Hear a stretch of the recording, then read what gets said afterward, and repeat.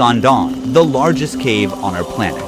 This cave is so massive that it has a completely self-sustaining ecosystem with its own climate conditions. Hundreds of meters underground, the clouds you're used to seeing in the sky form inside this cave. Sangdong even has an untouched prehistoric rainforest hidden far below the surface, and a vast underground river. From transparent fish to colorful monkeys, over 250 endemic plant and animal species live in this underground world. 7 new animal species were recently discovered here and are unique to this place. Stretching 9 kilometers in length, this cave holds 38.5 million cubic meters of space, and its passages are so enormous that a 40-story skyscraper could fit inside, and its giant stalagmites are rising like towers of ancient cities. Walking inside, it's impossible not to feel as small as a tiny bug. Can a rock move on its own? Sangdong even contains phytokarst rocks, which move towards the sun like semi-living organisms. Rare cave pearls and many other unique formations are also found here. For 3 million years since its formation, the world had no idea about this cave's existence until it was fully explored in 2009 in Vietnam. Now, it's time for you to see the largest cave on Earth. Individual access is forbidden to protect both visitors and the fragile environment. This expedition is operated by Oxalis, the only authorized agency. To reach Sangdong, we've trekked through the jungle for 9 hours, and now we must pass through N Cave, the world's 3rd largest cave. This cave serves as a gateway to the world's largest cave. It's crucial to be fully prepared for every possibility. So before setting out on this journey, we did deep online research about Sangdong and its surrounding area to learn about everything that we would need to know. Now, we're heading towards the beach inside the cave. Over the centuries, water from nearby rivers gradually carved this place. The ceiling is 145 meters high, and the cave is 200 meters wide. During the flooding season, much of this empty space is submerged underwater. You can understand from the basket over there, the water levels rise so much that it can carry objects up to that level. With the breathtaking lake in front of us, it was impossible not to take a quick dip. At dusk, the sound of swift birds echoes in the cave. Because of their short and weak legs, these birds can't take off from the ground and must jump from a high place to fly. If they are trapped on the ground, it means death is certain for these birds. This one was unlucky and waited to die. At sunrise, we're ready for the journey to Sangdong. If we call this cave a neighborhood, then Sangdong is a massive city in comparison. We will move to the darkness now. I can't help but wonder what awaits us in Sangdong. As we walk, dozens of crickets on the ground start jumping from side to side. The ground is covered with centuries of bat guano. Above us, countless bats hang in deep sleep, but some are awake and constantly defecating on us, so it's not a good idea to look up. That's how my arm looks. We pass by formations that look like travertine. The limestone steps take us to the path that leads to Sangdong. Wow. The view here is amazing. You can see some water coming down from both sides. N Cave welcomed us for a night deep in the jungle. Now, it's time to meet Sangdong Cave. It's trying to come to me, you know? It's moving towards me. It knows what to leech on. Oh, it got too big.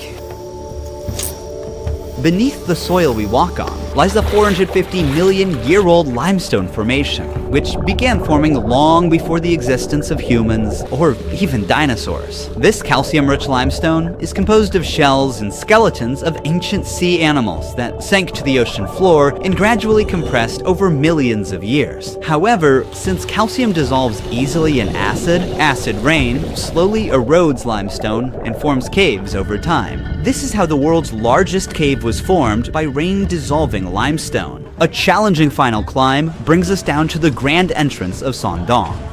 As we move deeper, everyone's switching on their headlamps now. This path will lead us to the Hope and Vision Passage. In this 9-kilometer-long cave, there is so much to explore. We might be the first to record newly discovered animals. This is the entrance of DOONG Cave. You can see those people look tiny at the entrance. Even just a few steps in, we're surrounded by incredible cave formations. The water, rich in minerals, flows down from the ceilings or walls and builds these beautiful rimstone pools over time. The very first animal greeting us is a cricket. We are making our way through the rocks. Some stalagmites are sparkling in pure white because of the mineral type they're composed of. It looks like a diamond. Yes, it does. There's a huge stalactite in bronze color, resembling frozen waterfalls. The orange-brown hue suggests the presence of iron or other minerals mixed within the limestone. Some stalactites have actually broken off from the ceiling and fell down to the ground. That one in the middle is a fault line. It was formed because of tectonic movements of the Earth. Sondong's enormous size is not just the result of water erosion, but also the fractures caused by tectonic movements, which created pathways for water to flow deeper. There's a huge river in this part of the cave. If you fall, you can't swim. It's so fast. Heavy rains feed many rivers here, and a large and fast river now flows through the cave. How did this come to life? We are like hundreds of meters inside the cave. There is no sunlight. Heavy floods can bring soil and plant stems into the cave. That's why we see a sprouted seed here. Unfortunately, without sunlight, they won't survive for long. The flood also brought spores in, so now there are mushrooms growing here. The moisture and darkness are perfect for them. Just yesterday the water reached up to here. It carried a lot of mud with it. It's so recent, as if the flood just happened here. Signs of the incident are still visible. We reached the Hope and Vision Passage. This is the largest part of the cave. I'm standing next to the tallest stalagmite in the world. It is 80 meters high. It took an average of 800,000 years for these minerals to accumulate on the ground as water dripped from the ceiling and formed this massive stalagmite. The reason it got so huge is because it grew in a part of the cave where the ceiling is over 170 meters high and more than 130 meters wide. So this part of the cave is as large as a 40-story skyscraper could fit, and even a double-decker aircraft could fly through. You can see the light coming from the first dolin very far ahead. That's where we are heading. We spot cloudy-like white patches on the ground. What is this? A spider web. When they sense vibrations of a trapped insect, the spider jumps out, bites the prey, and returns to the funnel to eat. These are sand towers. When water drips from above, the parts under the pebbles are protected while their surroundings erode, and in the end, it forms these towers. It looks like a small metropolis. If you carefully look at it, there's a guy standing on the top of that rock. Our teammate in the far distance is now standing on a stalagmite of 60 meters in length. We move 3 kilometers forward in the cave. This is our camping site. Imagine sleeping here, looking at this view. From here, you can partially see the first dew line. It might look like the cave's exit, but it's actually the first of 2 massive dew lines. And from here on, things will get more incredible. The temperature difference between the outside and the inside of the cave forms mist and clouds inside the cave. The area beyond them is called Watch Out for Dinosaurs. We will explore that place tomorrow. For now, it's time to rest. Now we are going to first dolin. This is the next day. There will be a lot of things that we will see today. Let's go. We are crawling through narrow passages to get to the first dew line. A very narrow point. These sticky threads are traps belonging to cave worms. They produce a blue-green light from their tail to attract flying insects to these sticky threads. Once an insect gets stuck, the larva pulls up the thread with its mouth and eats its prey. This limestone is the oldest limestone in Southeast Asia. It is more than 400 million years old. While some sea creatures become part of the limestone, others mineralized and ended up as fossils, like you see in this example. We'll get into the details of this fossil later. We're almost there. Sun! Wow, it takes for water droplets to reach the ground for like 20 seconds from up there. What is the height of this wall? It's around 140 meters. Everything is huge here. When you look up, you can see the trees of the rainforest surrounding the opening. But right now, we are meters below and still inside the cave. The reason why this hole exists is that hundreds of thousands of years ago, the river flowing inside Sondong eroded the limestone and weakened the roof. The roof couldn't hold up and collapsed, creating this giant hole above. So the light gave life to these algae and mosses. In the afternoon, we'll go to Dolin number 2. It's very different. You'll see a real jungle there. But first, let's see the first of the last two incredible formations here. This is also a stalagmite, but it's a different one. It owes its unique layered shape to the waterfalls.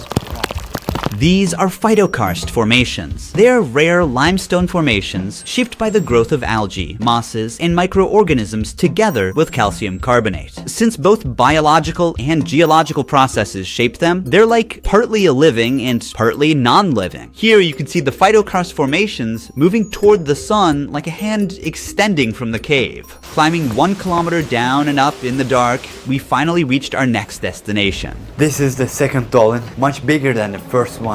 This looks amazing. All of a sudden, we are in a forest, in a cave.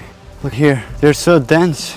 The roof of the cave at this point collapsed as a result of the intersection of two main faults, forming a dew line on the surface 252 meters above where we are. The collapsed cave roof allowed sunlight to enter, giving rise to an entirely new ecosystem. Despite extreme conditions, plants and animals have managed to adapt and turn this place into a unique underground rainforest. As we move forward towards the light, the height of the plants grow. The soil makes it perfect to form a rainforest. A large portion of the soil here consists of bat guano. It is accumulated for millions of years and is highly fertile. The soil here is deep and full of small holes. There is an insect in each hole, and the insects are making traps in these holes to catch animals. This jungle is huge. The biologists have found more than 200 species of plants and almost 60 species of animals living in this area. There are some monkeys on trees. This might be the only cave where monkeys live. Most primates typically prefer trees as their habitat, and cave environments are not suitable for them. However, this extraordinary cave has become a new living space for certain species. We came across a centipede, and snakes are living in this forest as well. The sound of this forest is calming. Even the explorers who first came here in 2009 thought they'd found the exit for a moment. Remember that we are in a cave. This cave has its own rainforest. All of these trees get thinner but taller to reach the sunlight coming from above. That's why all of them are very thin, but very tall compared to their width. Certain trees reach heights of 40 to 50 meters. It's because the trees prioritize height to maximize sunlight absorption. This is the remains of a snail. Monkeys catch these snails and break them with stones, then eat them. As we move through the cave, we start coming across signs red-shinned dukes have left behind. Look, so many snails. Most of them are broken and probably eaten by a monkey. We kind of forget we're in the cave because it's so massive. This is where we are going to camp tonight. It's our fourth and final day in the cave. Today, we navigate through a water-filled passage before reaching the Great Wall of Vietnam. The stalagmites here look fascinating, almost like the work of a sculptor. A pool of water surrounds this column and fish are swimming in it. These fish have no eyes as they have adapted to live in this total darkness. Instead, their other senses got stronger over time. See how it doesn't give any reaction to the shadow of my hand or the movement? It doesn't see anything. Like the fish, this cricket is completely blind. It doesn't see me.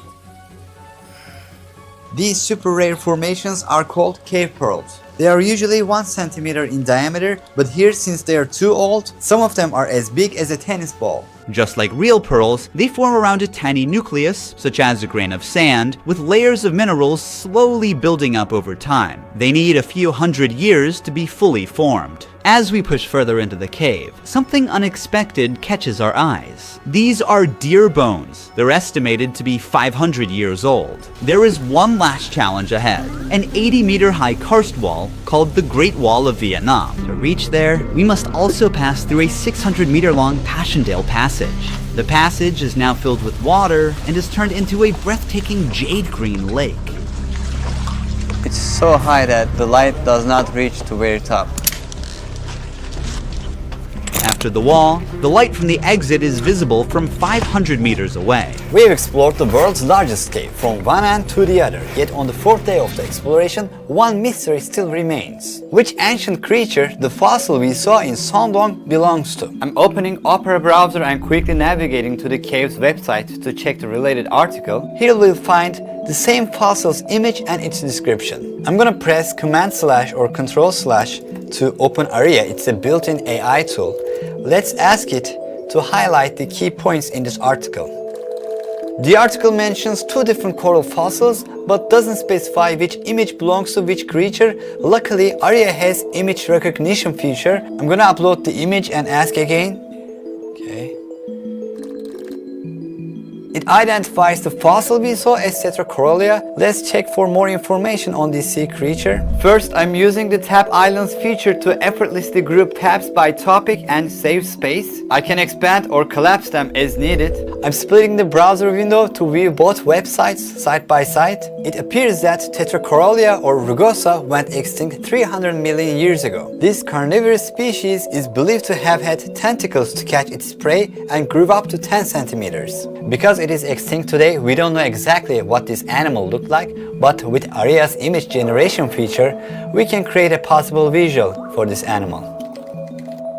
Here's an illustration of a living Tetracorolia drawn as a colony with tentacles. By the way, tab traces feature, as you can see here, help us see our recent visited tabs by darkening the underscore.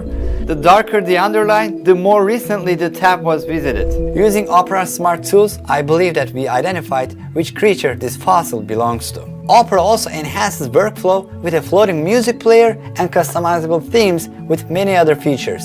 Download Opera now from the link in the description box or pinned comment to take your browsing experience to the next level. Thank you for watching. See you in the next one. Ruhi Chenet was here.